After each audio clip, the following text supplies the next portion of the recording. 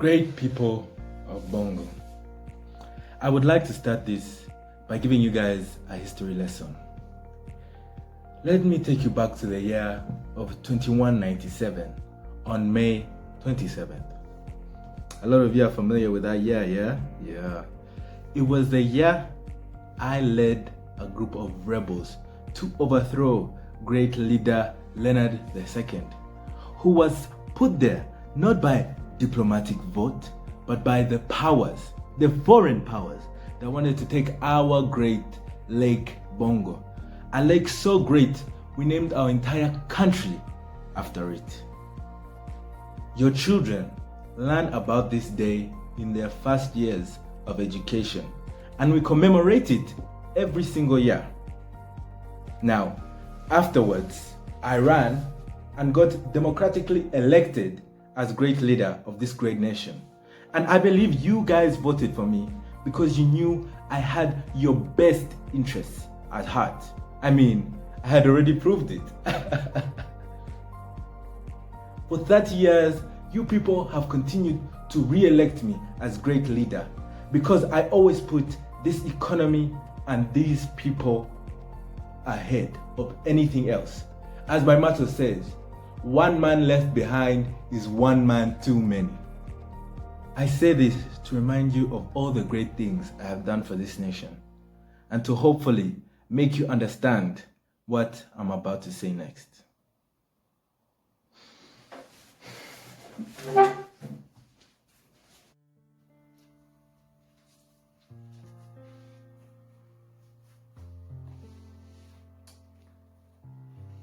This is my parents' old home, it was passed down from their parents and from their parents to their, like that. It's an old model, made from bricks and cement, because we were poor growing up, My mother and father worked day and night to try and provide for me and my brother, and whenever stuff got real rough, like we were about to get kicked out of our own home, they would always read me this passage from the Bible, Romans chapter 8, verse 24 to 25. It says,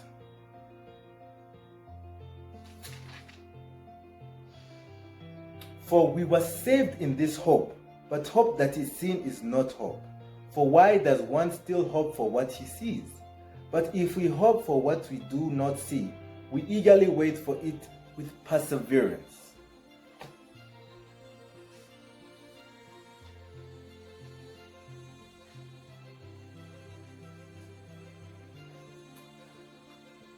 I believe most of you voted for me so many times because I gave you hope. Hope in what this country could be. Hope in what we could achieve with our resources. And truly, I appreciate that. And I think hope is what we need in this country's trying times. I also think we need a little bit of honesty. And that's why I'm making this address today.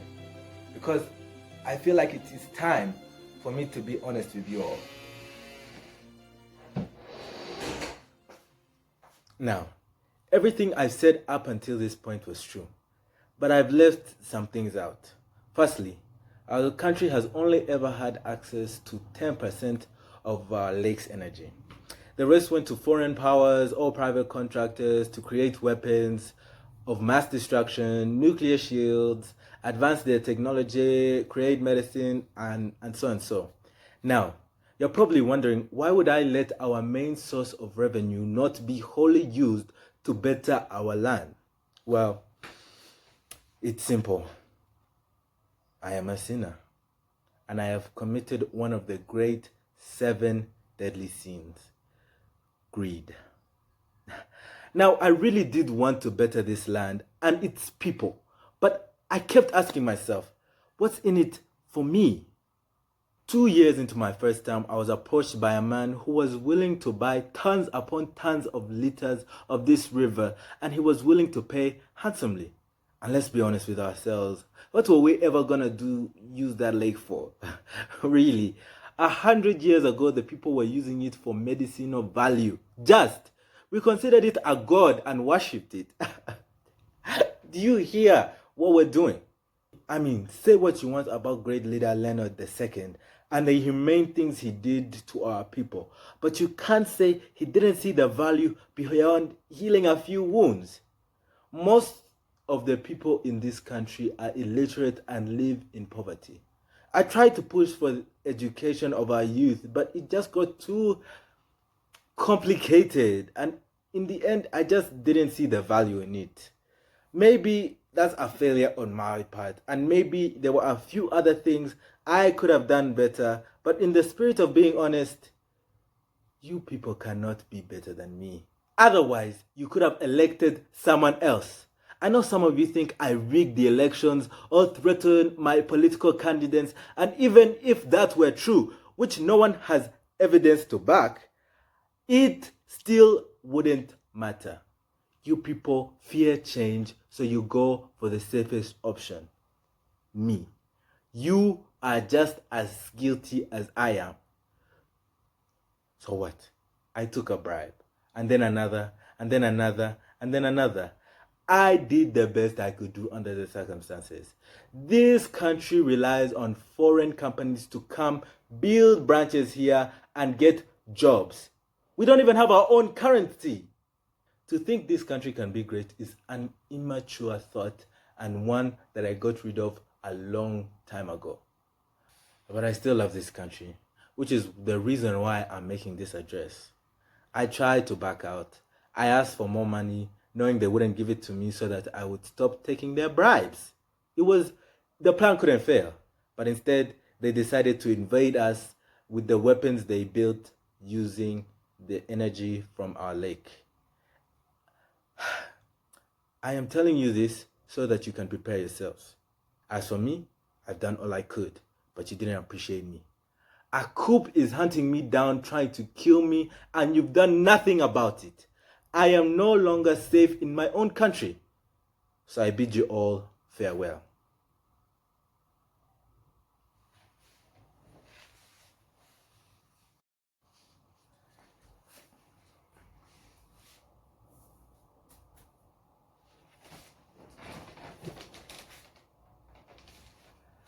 I do wish you all the best. Truly, I do.